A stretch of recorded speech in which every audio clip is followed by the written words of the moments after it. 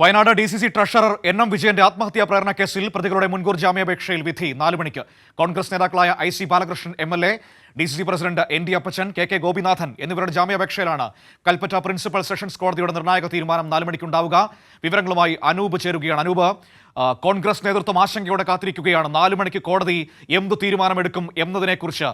4 മണിക്കാണ് IC ബാലകൃഷ്ണൻ MLAയുടെയും DCC president ND അപ്പച്ചന്റെയും മുൻകൂർ ജാമ്യാപേക്ഷയിൽ കോടതി വിധി പറയുക. മനു 15-നാണ് IC ബാലകൃഷ്ണൻ MLAയുടെയും അതോടൊപ്പം DCC പ്രസിഡന്റ് ND അപ്പച്ചന്റെയും കോൺഗ്രസ് നേതാവ് KK ഗോപിനാഥിന്റെയും മുൻകൂർ ജാമ്യാപേക്ഷ കോടതിയിലെത്തിയത്.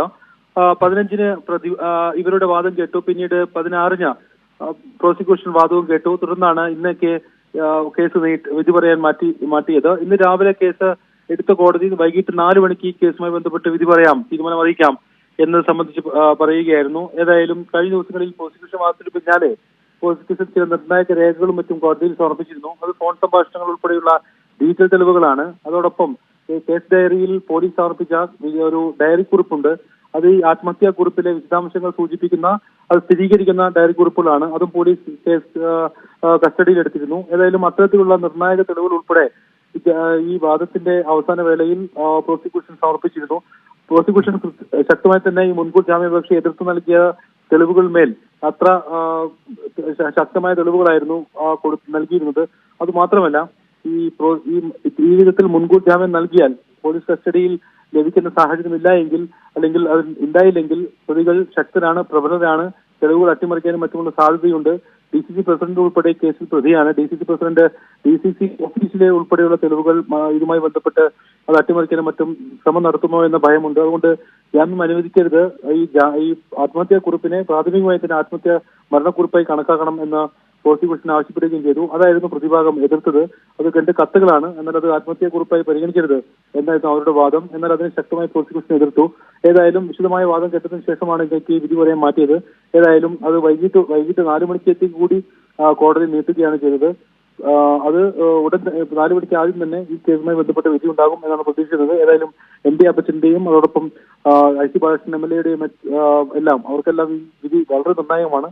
അവരാരും നിലവിൽ വയനാട്ടിൽ ഇല്ല. 2 പേരും തിരുവനന്തപുരത്തുണ്ട് എന്നാണ് അറിയാൻ കഴിയുന്ന വിവരം. ഏതായാലും ക്രൈംബ്രാഞ്ചാണ് ഈ സംഭവവുമായി ബന്ധപ്പെട്ട് കേസ് കൈമാറിയിട്ടുള്ളത്. അതിന്റെ അന്വേഷണ സംഘത്തെ മറ്റും രൂപീകരിക്കേണ്ടതുണ്ട്.